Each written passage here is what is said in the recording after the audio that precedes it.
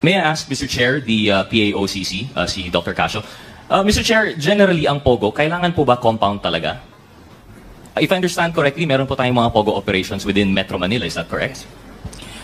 Mr. Chair, Honorable Gutierrez, in the past, PAGCOR allowed what was dubbed as hubs. By hubs, meaning to say different locators, different POGO operators can exist within one hub. But if I do recall, the only hubs that were ever licensed by PAGCOR were the one in Clark, Sun Valley, which was raided by the ACG and PAOK on May of last year. The second one was, if I am not mistaken, the one in Bamban, no? Baohu. And the last one is the last remaining hub that's winding down, yung sa, ano po, yung dito po sa Island Cove, Cavite. So generally, Mr. Chair, ang POGO, it doesn't necessarily have to be a hub. They can operate parang BPO lang po siya. Sometimes they rent a floor lang po. Tama po ba? Yes, sir. They can rent as small a space as 300 square meters.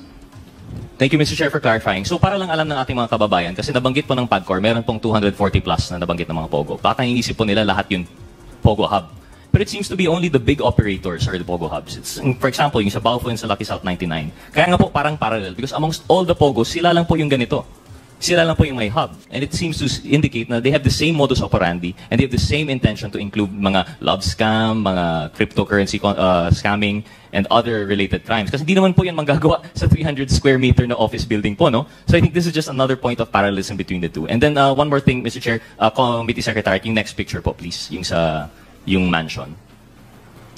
Ms. Ong, Mr. Chair, is this image familiar to you po? Yes po, Mr. Chair.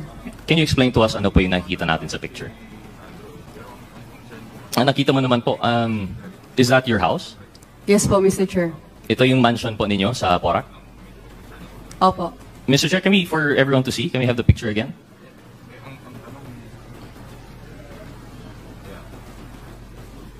Ms. Ong, gano'ng kalaki po yung inyong property dito?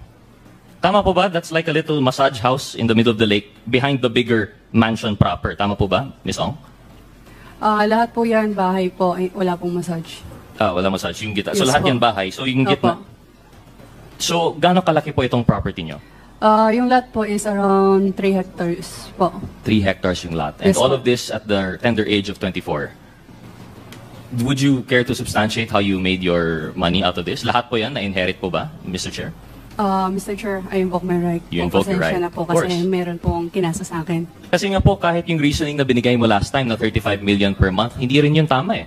Kasi at 35 million per month na you would make out of the 70,000 hectares that you were renting out, that's only still just 35 million, which wouldn't account for the billions of worth.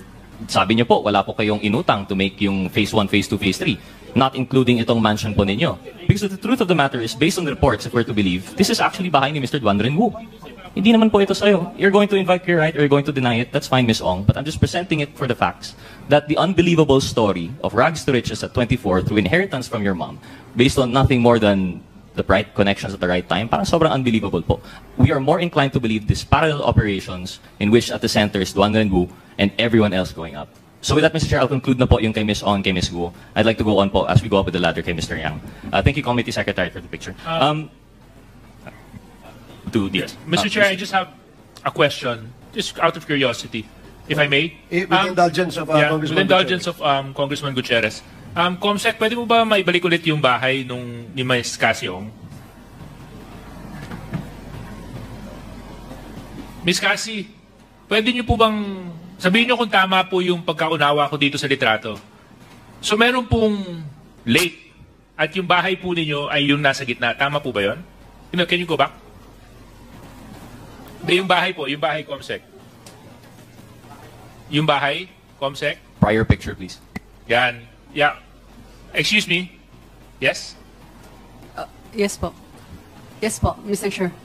So yung bahay po, ano po yung nasa gitna ng lake? Bahay po. Tapos ito pong nandito sa may bandang baba. Bahay din po, Mr. Chair.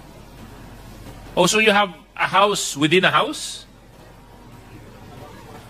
At tapos yung nandun po sa ibabaw niya na parang kulay puti na I don't know how you describe it. Parang ano ba yan? Is that also a body of water? Garden po yan, Mr. Chair. Garden. Okay. Yeah, I'm just Itong lake po ito is man-made or natural? Can I consult my lawyer po? No, I mean, it's actually, whether it's, Man Lake po, ma'am. Mr. Chair. ha? Man Lake po. Man-made. Man-made. Gaano kalalim po yung lake? Hindi ko po sure, Mr. Chair. Thank you very much. I'm just trying to figure out kasi yung figures na binanggit ni Kong Rods. At I'm medyo kinakwenta ko po kung magkano aabutin to kasi kung man-made po yan, Chairman, at saka kung gaano kalalim at yung lawak, tapos nice to live there, ha? Thank you very much, Mr. Chair. Okay, please proceed.